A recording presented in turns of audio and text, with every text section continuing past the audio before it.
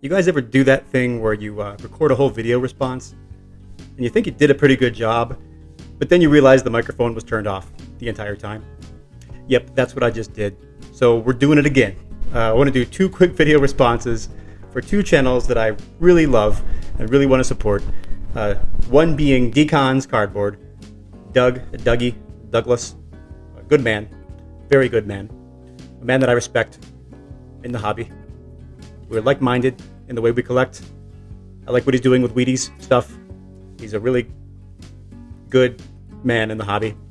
The other being another good man in the hobby, the Drew, a Vintage Legacy.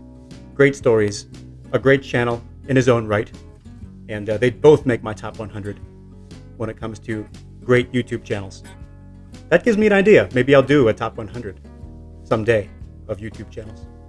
But I digress. Decon did a contest wanting us to display our favorite card graded a 1. And this was very easy for me because I only have 1 card graded a 1 in my whole collection. I have a bunch of 1.5s. My collection is littered with 1.5s. But I only have 1 card that's graded a 1, and that is the first T206 that I ever owned. I purchased this on eBay back in the dark ages. I think it was 2000 when I bought this card. And this was really before PayPal. So I remember buying a postal money order, mailing it to the guy. It was like $35. And presume he went to the post office, cashed the money order, and then sent the card to me via first-class mail. The whole process took about 2.5 weeks, is what I'm getting to. And that's what eBay used to be. Anyway, in the last couple of years, I've had this graded, and it came back a 1. And it's been one of my favorite cards ever since I owned it, back in the early days of my high school years. And it just looks how it should. That's my best way to describe how I approach tobacco cards and pre-war cards. Does it look as it should? And this one certainly does. There's some off-centering, a little bit of surface issue here and there, but it's a great image. Piedmont back. Not really much in the way of paper loss. There's some surface issues, but nothing that really detracts from its eye appeal.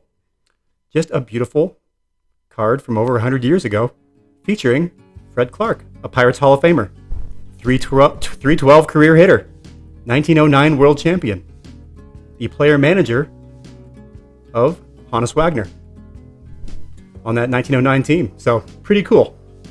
Card that I cherish. Graded a 1. Kind of a mischievous smirk on that man's face. His eyes are kind of crazy. I don't trust him at all. Hey, I see you. I see you out there. I'm gonna get you. I'm gonna hit you with this bat. You come any closer, I'm gonna get you good. You know why? Because I'm a stinker. Don't test me. I'm gonna get you with this bat.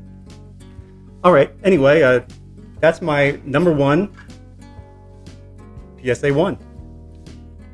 Thank you again, DK, for running this VR. Moving on to the Drew's VR.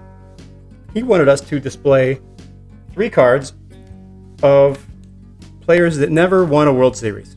2 being Hall of Famers, 1 being a non-Hall of Famer. So I want 1 pre-war, 1 vintage era, and 1 modern era with this.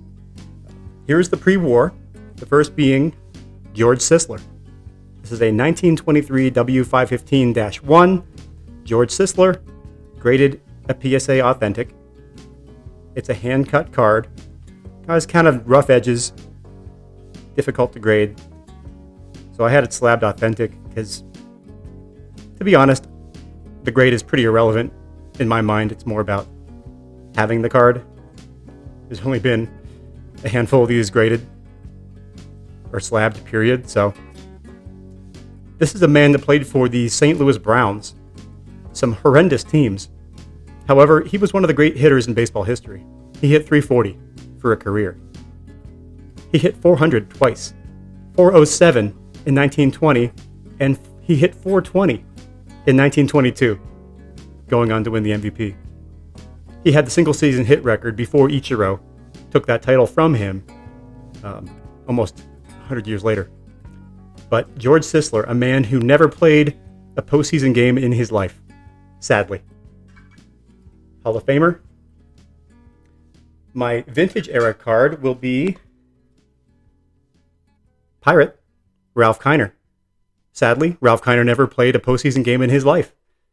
He was just on kind of the long end of the stick there. He never really played for the Pirates when they were competitive. He had 7 batting titles to start his career, the first time that's ever been done. And he was off the Pirates by 1960. He was retired by then when they won their World Series in 1960. So that's sad, but Ralph Kiner never played in a postseason game. And he's a Hall of Famer, along with George Sisler. And for the modern era, I went with none other than Bo Jackson, an icon of the late 80s and early 90s.